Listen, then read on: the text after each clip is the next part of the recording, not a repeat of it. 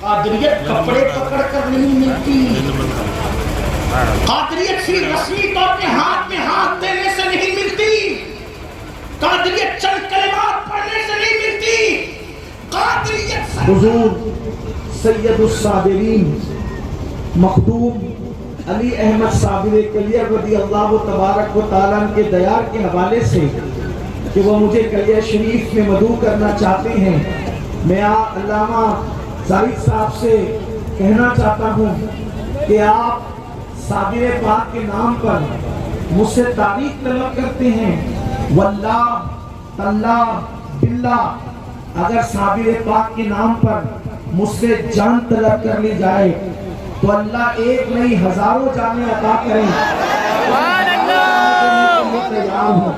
ایک بار اٹھا تاریخ کی حیثیت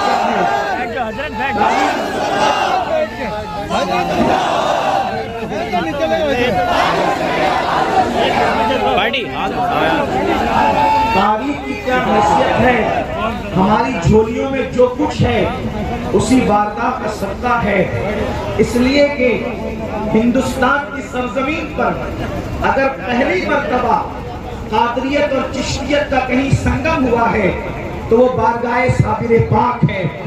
اس کی وجہ یہ ہے کہ وہ مشرق کے اعتبار سے چشتی ہیں، یعنی غریب نواز کے مرید سرکار قطب پاک کے مرید سرکار فرید الدین اور فرید الدین کے مرید سرکار مخدوم علی احمد صابر کلیر، اور یہ چشتیت کا ان کا مشربی سلسلہ ہے، شجرہ ہے، اور نسب کے اعتبار سے وہ ہمارے مرشد سرکار غوث اعظم کی اولاد میں سے ہیں۔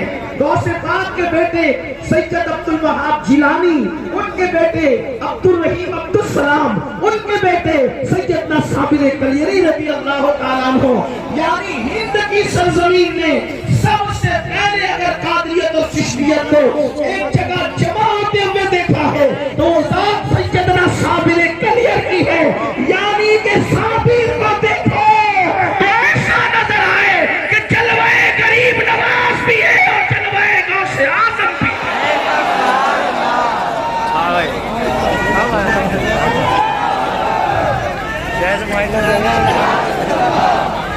آپ جب یاد فرمائیں گے فقیر حاضر ہے اور سر کے بل حاضر ہے، میرے آقا صلی اللہ علیہ وآلہ وسلم کے دیوانوں، آج کی یہ محفل چونکہ اصلاح عقائد و اعمال کے حوالے سے ہے اور مجھ سے پیشتر آپ نے علامہ موصوف کی گفتگو سرکار کی وصیت ماں پر سماعت کر لی ہے، اس لیے میں کچھ اپنے انداز کے مطابق، چونکہ میں کوئی محقق اور کوئی خطیب اور ادیب ہوں بھی نہیں، بس ٹوٹے ہوئے دل کے ایک فریاد آپ کے دل کے دروازوں پر لے کر کے حاضر ہوں۔ میں نے جس آیے کریمہ کی تلاوت کی ہے، معاشرے کی اصلاح پوری دنیا چاہتی ہے، کسی مذہب کا انسان ہو، کسی مسلک کا انسان ہو، کسی خطے کا انسان ہو، کسی قبیلے کا انسان ہو، ہر انسان چاہتا ہے معاشرے کی اصلاح ہو۔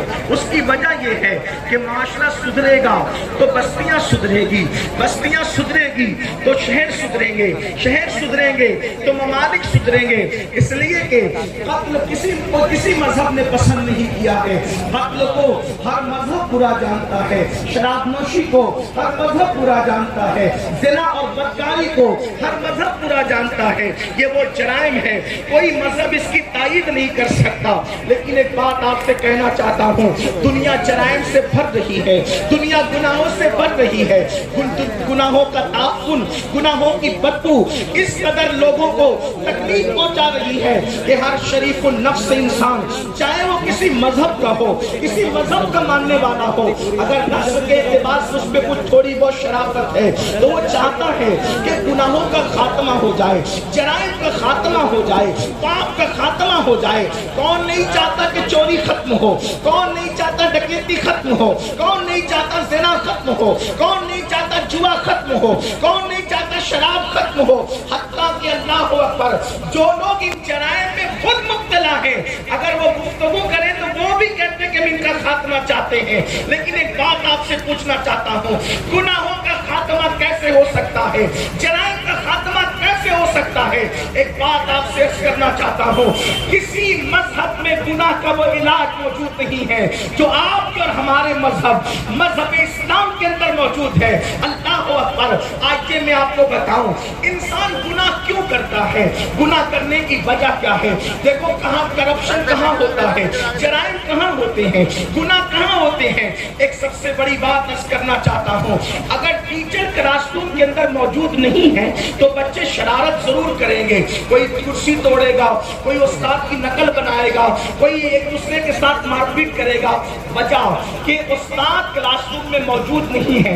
मतलब ये है उस्ताद देख रहा है, ये तसव्वुर खत्म हुआ तो जराइम क्लासरूम के अंदर जन्म लेते हैं। कोई किसी को मार रहा है, कोई किसी को पीट रहा है, कोई किसी को तकलीफ दे रहा है। पता क्या चला? कोई देख रहा है। इस तसव्वुर के खात्मे ने गुनाह को जन्म दिया। इसी तरीके से आप देखें, हमारे प्यारे भारत मुल्क हिंदुस्तान का कानून है, और भी ममालिक में होगा, लेकिन हमारे भारत की बात हम करते हैं। मुल्क हिंदुस्तान का कानून है और बड़ा खूबसूरत कानून है। अगर हेलमेट न पहनेगा तो उसके लिए पेनल्टी होगी, उसके लिए कोई जुर्माना होगा। आप देखें, अगर बाइक चलाने वाला बंदा अगर से वो हेलमेट के फायदे और नुकसानात से नावाकिफ है, हमारे बच्चों को नहीं पता, हमारे जवानों को नहीं पता, हेलमेट के फायदे हमारे लिए हैं, लेकिन अगर उसको ये पता है कि पॉइंट पुलिस मौजूद नहीं है तो वो हेलमेट नहीं पहनेगा। और अगर उसको ये पता है कि पॉइंट पुलिस मौजूद है और वहाँ जुर्माना और सजा का कोई तसव्वुर है तो फौरी तौर पर वो बाइक रोकेगा और हेलमेट पहनेगा। पता चला जुर्म क्यों हुआ? इसलिए कि कोई देख रहा है। इस तसव्वुर से दूर हुआ तो इंसान हेलमेट से दूर हुआ, यानी कानून शिकनी उसने की। मतलब क्या बात समझ में आ रही है? एक बेटा अगर सिगरेट पी रहा है तो उसको ये समझ में आ रहा है अब्बा नहीं देख रहे हैं, इसलिए तो वो सिगरेट पी रहा है। खुद सिगरेट पी रहा था, अब्बा चले आए। अभी जायज और नाजायज की बात नहीं करता, फौरी तौर पर हाथ पीछे करेगा और जल्दी से फेंक देगा। आप मुझे बताएं किस तसव्वुर ने उसको सिगरेट पिलाया और किस तसव्वुर ने सिगरेट से रोका? तसव्वुर ये था अब्बा नहीं देख रहे हैं, हाथ में सिगरेट आ गई और जैसे ही तसव्वुर आया अब्बा देख रहे हैं, किसी मुकद्दर की जरूरत नहीं पड़ी, किसी खतीब की जरूरत नहीं पड़ी, किसी नासिर की जरूरत नहीं पड़ी, अब्बा देख रहे हैं, फौरी तौर पर हाथ से सिगरेट छूट गई। पता क्या चला? कोई मौसम देख रहा है, ये तसव्वुर उस्ताद देख रहा है, क्लासरूम के अंदर शरारत नहीं होती, पुलिस देख रहा है, कानून शिकनी नहीं होती, अब्बा देख रहे हैं, इंसान सिगरेट नहीं पीता तो दुनिया में गुनाह दीवार हो रहे हैं। याद रखना, दुनिया के अंदर लोगों ने साइंस के नाम पे तरक्की की, टेक्नोलॉजी के नाम पे तरक्की की, लोगों ने इंसान के दिल को सीना चीर करके बाहर निकाल कर बाईपास का ऑपरेशन तो किया। इंसान ने बेहोश करने की दवाइयां तो निकाली, बेहोशों को होश में लाने की दवाइयां तो निकाली, इंसान ने रोबोट तो बनाया, इंसान ने बहुत कुछ किया। मसनवी बारिश इंसान ने पैदा कर ली और बरसाने की कोशिश की, उसमें कुछ हद तक कामयाब निकले।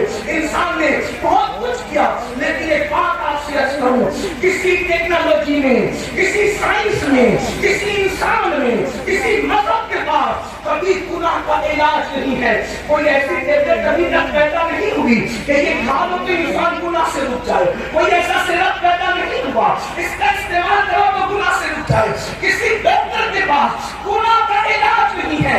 मुसलमानों, नाश करो अपने मजहब पर और नाश करो पैगंबर इस्लाम की जात पर। ये अल्लाहु अकबर, जिसका इलाज क़यामत तक न किसी साइंस के पास है, न किसी डॉक्टर के पास है, न किसी इंजीनियर के पास है, उस गुनाह का इलाज सिर्फ और सिर्फ मज़हब इस्लाम के पास है।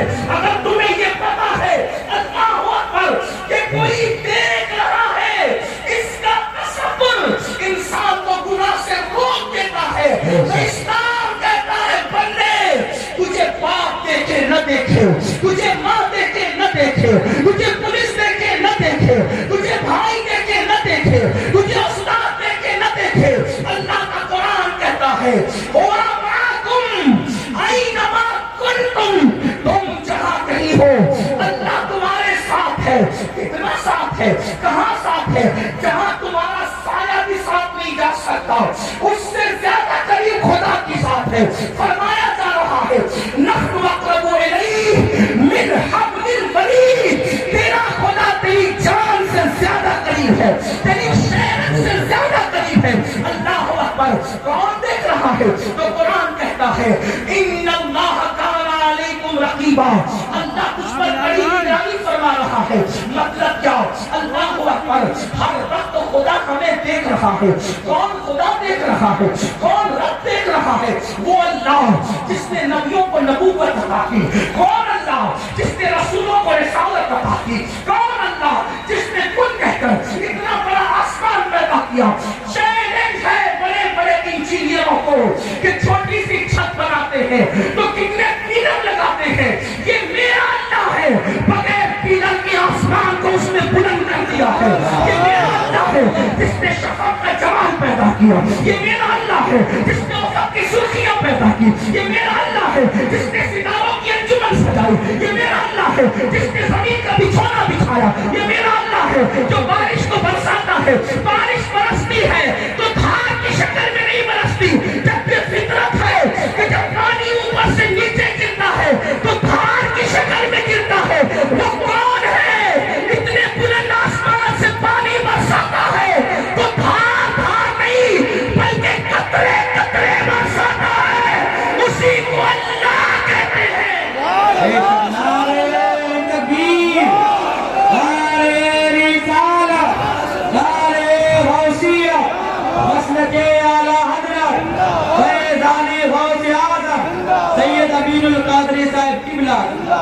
اللہ کون ہے جو زندہ مرغی سے مردہ انڈا پیدا کرتا ہے اور جو مردہ انڈے سے زندہ مرغی پیدا کرتا ہے؟